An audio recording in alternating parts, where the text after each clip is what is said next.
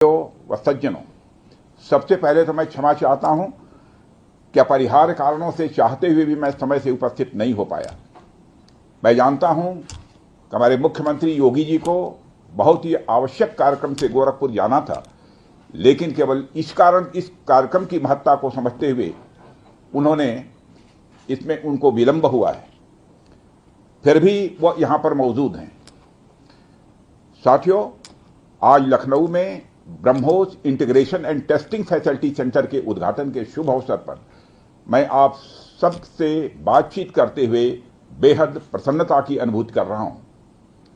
मेरी बड़ी इच्छा थी कि मैं स्वयं उपस्थित होकर आप सबके बीच मैं रहूं, आप सबसे मैं सीधा संवाद करूं, पर मैं क्यों नहीं आ पाया यह बात आप सभी जानते हैं।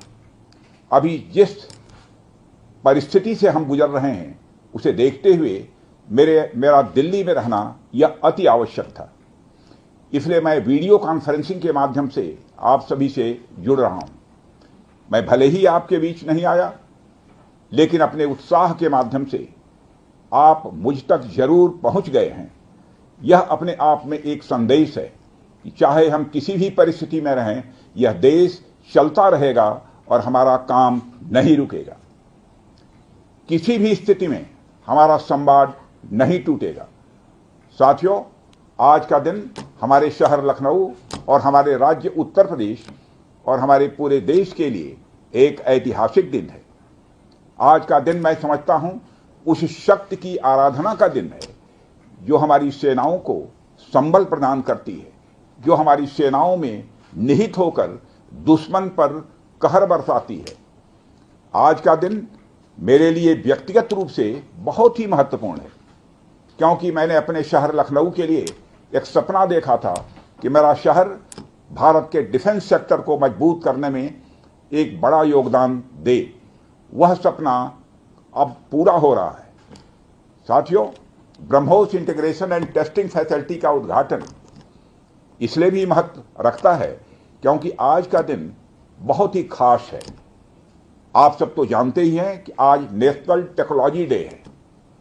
आज ही के दिन 1998 में श्रद्धेय अटल बिहारी वाजपेयी जी के नेतृत्व में हमारे वैज्ञानिकों ने पोखरण में परमाणु परीक्षण करके दुनिया को भारत की ताकत दिखाई थी। और वह परीक्षण हमारे साइंटिस्ट, इंजीनियर्स, डिफेंस पर्सनल और कई अन्य स्टेक होल्डर्स के अथक प्रयासों का ही परिणाम था। यह हमारे वैज्ञानिकों तथा इंजीनियर्स को मान्यता देने, उनको रिकॉग्नाइज करने और उनके कंट्रीब्यूशन को एक्नॉलेज करने का दिन है। मुझे अच्छी तरह याद है, जब मैंने इसका शिलान्यास किया था, उस समय माननीय मुख्यमंत्री श्री योगी आदित्यनाथ जी भी थे। उस दौरान मैंने यह इच्छा जाहिर की थी कि जितनी जल्दी हो सके इस प्रोजेक्ट को पूरा कर लिया जाए। और मुझे यह देखकर बेहद खुशी हुई कि आप लोगों ने मेरी भावनाओं का सम्मान रखा और महज 40 महीने में इस प्रोजेक्ट को पूरा करके दिखाया। आज हमारे आसपास जैसी परिस्थितियां हैं उसे देखते हुए यह बेहद जरूरी हो जाता है कि हम अपने लक्ष्यों को ऐसे ही समयबद्ध तरीके से पूरा करते रहें। इस मौके पर मैं उत्तर प्रदेश के माननीय मुख्यमंत्री श्री योगी आदित्यनाथ जी का विशेष आभार प्रकट करता हूं। यदि इतने कम समय में ब्रह्मोस की इंटीग्रेशन एंड टेस्टिंग फैसिलिटी की स्थापना हो सकी तो इसके पीछे योगी जी का बहुत बड़ा योगदान है। मैं डीआरडीओ, हमारे वैज्ञानिक, हमारे इंजीनियर्स और इस प्रोजेक्ट से जुड़े हर व्यक्ति और संस्था को मैं हृदय से बधाई देता हूं। आप लोगों ने दिन रात मेहनत करके इस इंटीग्रेशन एंड टेस्टिंग फैसिलिटी को खड़ा किया है। देश भर के वैज्ञानिक, इंजीनियर्स और युवाओं का योगदान हमें इस फैसिलिटी सेंटर में देखने को मिलेगा। मैं आपकी मेहनत और लगन को नमन करता हूं। साथियों, हमारी सरकार जब उत्तर प्रदेश में डिफेंस कॉरिडोर के विजन को लेकर आगे बढ़ी थी तो उस समय हमारे सामने अनेक बड़े लक्ष्य थे। उन तमाम लक्ष्यों में से हमारा एक उद्देश्य यह भी था कि हम उत्तर प्रदेश को एक बार फिर देश के प्रोडक्शन सेंटर के रूप में डेवलप करें। यूपी डिफेंस कॉरिडोर लखनऊ सहित कानपुर, झांसी, चित्रकूट, आगरा और अलीगढ़ से होकर गुजरता है और ये सभी नोड्स आने वाले समय में विकास के नए केंद्र बनकर उभरेंगे। साथियों, एक उदाहरण मैं आपके सामने रखूं तो आप में से बहुत लोगों को पता होगा, एक समय कानपुर और आसपास का क्षेत्र प्रोडक्ट्स की मैन्युफैक्चरिंग के लिए जाना जाता था। आर्थिक रूप से यह क्षेत्र बहुत ही समृद्ध था। इसे मैनचेस्टर ऑफ द ईस्ट कहा जाता था। लेकिन आजादी के बाद अनेक कारणों से आर्थिक प्रगति की राह में यह क्षेत्र पिछड़ता गया और कहीं पीछे छूट गया। मैं उन कारणों में तो नहीं जाना चाहूंगा, पर कहना यह चाहता हूं कि यूपी डिफेंस कॉरिडोर के निर्माण के बाद यह क्षेत्र फिर से एक बार अपने पुराने वैभव को प्राप्त करने की ओर आगे बढ़ चला है। मुझे इसमें कोई संदेह नहीं है कि कानपुर विकास की उन ऊंचाइयों को छुएगा जो दुनिया के विकसित क्षेत्रों के लिए अनुकरणीय होगा। कल को वेस्ट में कोई क्षेत्र जब बहुत अधिक प्रगति करेगा तो उसे कानपुर ऑफ द वेस्ट कहा जाएगा। इसी प्रकार डिफेंस इंडस्ट्रियल कॉरिडोर के सभी नोड्स को डेवलप करने के लिए हम पूरी तरह से कमिटेड हैं। मुझे यह भी बतलाया गया है कि अभी उत्तर प्रदेश डिफेंस कॉरिडोर में aircraft manufacturing, UAV, drones, ammunitions, composite and critical materials, small arms, textile तथा पैरासूट आदि में मेजर इन्वेस्टमेंट किए गए हैं। एक अच्छी बात यह है कि इस डिफेंस कॉरिडोर में हमें पब्लिक सेक्टर और प्राइवेट सेक्टर दोनों की ही बड़ी अहम भागीदारी दिखाई दे रही है। साथियों, जब मैं प्राइवेट सेक्टर की भागीदारी की बात कर रहा हूं तो मुझे यह बताते हुए बड़ी खुशी हो रही है कि लखनऊ में ही पीटीसी इंडस्ट्रीज लिमिटेड द्वारा titanium and super alloy material plants की शुरुआत की जा रही है। इसके अलावा 7 एडिशनल क्रिटिकल प्रोजेक्ट्स की भी नींव इस समय रखी जा रही है। यह निश्चित रूप से रक्षा क्षेत्र में भारत की आत्मनिर्भरता की गति को और तेज करेगा। मैं इसके लिए श्री सचिन अग्रवाल को भी बधाई देना चाहता हूं। हमारा सपना है कि उत्तर प्रदेश दुनिया के टॉप डिफेंस प्रोडक्शन और एक्सपोर्ट डेस्टिनेशन के रूप में जाना जाए। आज जो ब्रह्मोस फैसिलिटी शुरू हो रही है, मैं समझता हूं वह यूपी डिफेंस कॉरिडोर का यह गौरव होगा। यह सिर्फ उत्तर प्रदेश का ही नहीं बल्कि देश का सबसे बड़ा BrahMos integration and testing facility centre है। यह रक्षा क्षेत्र में भारत की आत्मनिर्भरता के प्रयास को भी मजबूती प्रदान करेगा। साथियों, जहां तक ब्रह्मोस का प्रश्न है तो आप सभी यह जानते हैं कि ब्रह्मोस दुनिया के सबसे तेज सुपरसोनिक क्रूज मिसाइल्स में से एक है। ब्रह्मोस सिर्फ एक हथियार नहीं है बल्कि यह अपने आप में एक मैसेज है। मैसेज हमारी आर्म्ड फोर्सेस के स्ट्रेंथ का है। मैसेज दुश्मन के प्रति हमारी डेटरेंस का है, प्रतिरोधक क्षमता का है। मैसेज हमारी बॉर्डर्स की सेफ गार्डिंग के हमारी प्रतिबद्धता का है। साथियों, पोखरण परमाणु परीक्षण में महत्वपूर्ण योगदान देने वाले मिसाइल मैन और हमारे पूर्व राष्ट्रपति डॉक्टर एपीजे अब्दुल कलाम ने यह कहा भी था कि unless India stands up to the world, no one will respect us in this world. Fear has no place, only strength respects strength. अर्थात दुनिया कमजोरों का नहीं बल्कि शक्तिशाली का सम्मान करती है। उनका विजन था कि हमें अपनी ताकत को और मजबूत करना होगा। जब तक कोई देश ताकतवर नहीं होगा, दुनिया उसका सम्मान नहीं करेगी। आज भारत दुनिया के सबसे शक्तिशाली राष्ट्रों में से एक है। हम लगातार अपनी ताकत और बढ़ा रहे हैं और मैं समझता हूं कि आज जो फैसिलिटी सेंटर शुरू हो रहा है, यह भारत की शक्ति को और मजबूत करने में सहायक होगी। साथियों, यह केवल एक फैक्ट्री का उद्घाटन भर नहीं है बल्कि मैं समझता हूं कि रक्षा क्षेत्र में भारत की आत्मनिर्भरता की दिशा में एक बहुत बड़ा कदम है। उत्तर प्रदेश डिफेंस इंडस्ट्रियल कॉरिडोर बनने के पश्चात उत्तर प्रदेश के इंडस्ट्रियल डेवलपमेंट का एक नए सिरे से श्री गणेश हो चुका है। इस डिफेंस कॉरिडोर में अब तक कुल 180 के लगभग एमओयूज साइन किए जा चुके हैं, जिसमें 34,000 करोड़ रुपए का इन्वेस्टमेंट प्रपोज्ड है। आपको यह जानकर खुशी होगी कि अभी तक इस कॉरिडोर में 4,000 करोड़ रुपए का इन्वेस्टमेंट किया भी जा चुका है। साथियों, टेक्नोलॉजी डे के दिन इस हाई टेक्नोलॉजी प्लेटफॉर्म फैसिलिटी को इनागुरेट करना अपने आप में एक लैंडमार्क डे है, परंतु इसके साथ साथ यह भारत की नई इनोवेटिव एनर्जी को भी दिखाता है, जिसको हमने पिछले कुछ सालों में गति देने का प्रयास किया है। हम सब जानते हैं कि इस समय टेक्नोलॉजी के क्षेत्र में, खासकर critical high and frontier technology के क्षेत्र में बड़ी तेजी से बदलाव आ रहा है। चाहे सिविल सेक्टर हो या डिफेंस सेक्टर, आज रोज नई नई टेक्नोलॉजी सभी प्रकार के प्रोडक्ट्स या सर्विसेज में क्रांतिकारी परिवर्तन ला रही हैं।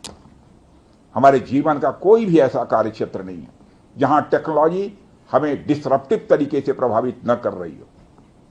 दुनिया के हर क्षेत्र में इस टेक्नोलॉजी क्रांति ने एक ऐसी उथल पुथल मचा रखी है जहां पुराने सारे अब तक के स्थापित जो नोशंस हैं, धारणाएं हैं, वह तेजी से बदल रही हैं और ऐसे नए परिवर्तनों का आगाज हो रहा है जिसके बारे में पहले हम सोच भी नहीं सकते थे। ऐसे में नेशनल टेक्नोलॉजी डे एक खास महत्व रखता है और इस खास दिन पर डिफेंस के क्षेत्र में एक हाई टेक्नोलॉजी फैसिलिटी को उद्घाटन करना मेरे, आपके और हम सब के लिए एक गौरव का विषय है। साथियों, ब्रह्मोस भारत और रूस के हाईएस्ट डिफेंस टेक्नोलॉजी का एक संगम है। जिस तरह हमारा उत्तर प्रदेश प्रयाग स्थित संगम के लिए दुनिया भर में जाना जाता है, उसी तरह आने वाले समय में लखनऊ भी इस टेक्नोलॉजी के संगम के लिए जाना जाएगा और यह संगम कई अनेक विशेषताओं को अपने अंदर समाहित करता है। आने वाले समय में यह रोजगार के सीधे यानी डायरेक्ट और इनडायरेक्ट अवसर पैदा करेगा। मुझे यह भी विश्वास है कि आने वाले समय में यह क्षेत्र एक ग्रोथ पोल के रूप में उभर कर सामने आएगा। साथियों, ब्रह्मोस जैसे कॉम्प्लेक्स सिस्टम की एक खास विशेषता होती है और यह सिस्टम अनेक प्रकार के सब सिस्टम, कंपोनेंट्स और पार्ट्स से बने होते हैं जिन्हें किसी भी एक जगह पर निर्मित करना संभव नहीं होता।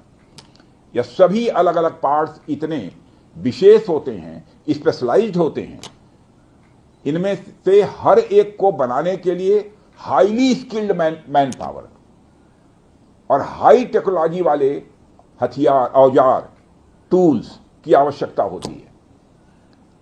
आपको मैं यह बताना चाहूंगा कि हमारी डिफेंस इंडस्ट्री के अंदर देश भर में, चाहे वह डीपीएसयू हो या प्राइवेट सेक्टर की इंडस्ट्रियल यूनिट्स हो या जहां भी स्थापित होती हैं, वहां अपने साथ साथ एमएसएमई यानी छोटी औद्योगिक इकाइयों का एक एंसिलरी इंडस्ट्रियल बेस भी निर्मित करती है और इन एंसिलरी इंडस्ट्रियल बेस से पूरे इलाके का एक सामाजिक आर्थिक विकास होता है। मेरा मानना है कि यह फैसिलिटी सेंटर भी वही भूमिका निभाएगा। और साथियों, जैसा कि आप सब जानते हैं, चाहे भारत सरकार हो या राज्य सरकार, हमारी नीति एकदम साफ है। Make in India, make forward. हमारे लिए रक्षा क्षेत्र में आत्मनिर्भरता का अर्थ बहुत व्यापक है। हम इस विचार के साथ आगे बढ़ रहे हैं कि हमें खुद के लिए तो आर्म्स एंड इक्विपमेंट बनाना ही है, साथ ही साथ में पूरी दुनिया को एक्सपोर्ट भी करना है। साथियों, दुनिया की मिलिट्री मार्केट में अपार संभावनाएं हैं। हाल ही में मैं Stockholm International Peace Research Institute की एक रिपोर्ट पढ़ रहा था। उसमें उन्होंने यह बताया है कि वर्ल्ड मिलिट्री एक्सपेंडिचर 2024 में बढ़कर $2,718 बिलियन हो गया है। आप सोचिए, आर्म्स एंड इक्विपमेंट का इतना बड़ा मार्केट हमारी राह देख रहा है। इसलिए हमें बेहद मजबूती से भारत को दुनिया के लिए एक अट्रैक्टिव डिफेंस प्रोडक्ट हब के रूप में विकसित करने की ओर आगे बढ़ना ही होगा। आज का दिन उस विचार की तरफ बढ़ाया गया हमारा एक और ठोस कदम है। इन सारी चीजों ने मिलाकर उत्तर प्रदेश में डेवलपमेंट का एक इकोसिस्टम तैयार किया है। इसी कारण हम उत्तर प्रदेश में डिफेंस कॉरिडोर का भी निर्माण कर पाए। हमने लखनऊ में डिफेंस एक्सपो का भी आयोजन किया। हमने डीआरडीओ के टेस्टिंग सेंटर DTTC की भी स्थापना की। और आज जिस ब्रह्मोस फैसिलिटी का उद्घाटन यहां हो रहा है, इस फैसिलिटी की शुरुआत से ही लगभग 500 डायरेक्ट और 1000 इनडायरेक्ट रोजगार सृजित होंगे। यह भी कहीं न कहीं उस इकोसिस्टम के कारण ही संभव हो पाया है जो श्री योगी आदित्यनाथ जी ने यहां डेवलप किया है। यानी हमारी डबल इंजन की सरकार उत्तर प्रदेश में खेल से लेकर खेत तक, कल्चर से लेकर कनेक्टिविटी तक, पुलिस से लेकर पॉलिसी तक और टेक्नोलॉजी से लेकर टूरिज्म तक हर क्षेत्र में विकास कर रही है। इसलिए मैं उत्तर प्रदेश सरकार को पुनः बधाई देता हूं। हर तरीके से उत्तर प्रदेश और भारत के डेवलपमेंट को लेकर हमारा संकल्प, हमारा समर्पण और हमारी प्रतिबद्धता और भी मजबूत होती जा रही है। साथियों, 11 मई को पोखरण से जो आत्मविश्वास प्रारंभ हुआ था, आज लखनऊ में वह और मजबूत हो रहा है। साथियों, अपनी बात समाप्त करने के पहले मैं कहना चाहता हूं कि जिन भारत विरोधी और आतंकी संगठनों ने भारत माता के मस्तक पर हमला करके कई परिवारों के सिंदूर मिटाए थे, उन्हें भारतीय सेना ने ऑपरेशन सिंदूर के माध्यम से इंसाफ दिलाने का काम किया है। और इसके लिए आज सारा देश भारतीय सेनाओं का अभिनंदन कर रहा है।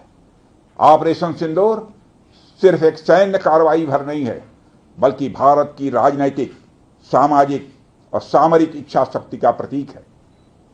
यह ऑपरेशन आतंकवाद के खिलाफ भारत की दृढ़ इच्छा शक्ति का और सैन्य शक्ति की क्षमता और संकल्प शक्ति का भी प्रदर्शन है। हमने दिखाया है, भारत आतंकवाद के खिलाफ जब भी कोई कार्रवाई करेगा तो आतंकवादियों और उनके आकाओं के लिए सरहद पार की जमीन भी सुरक्षित नहीं रहेगी। भारतीय सेनाओं ने ऑपरेशन सिंदूर को पाकिस्तान में मौजूद आतंकी ढांचा ढहाने के उद्देश्य से लॉन्च किया था।